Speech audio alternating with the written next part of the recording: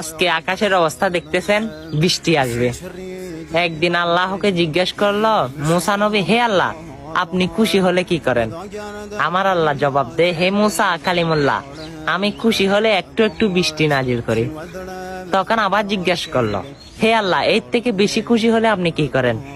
তখন আমার আল্লাহ জবাব দে, হে মুসা কালিমুল্লাহ, এর থেকে বেশি খুশি হলে আমি একজন মানুষের ঘরে মেহমান পাঠাই।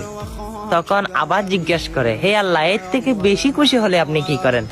তখন আল্লাহ জবাব দে, হে মুসা, আমি একজন মানুষের ঘরে 3টা কন্যা সন্তান দান করি। সুবহানাল্লাহ। হ্যাঁ, আপনি তো এই সুন্দর আবহাওয়াতে সুন্দর একটা হাদিস শুনে ফেললেন।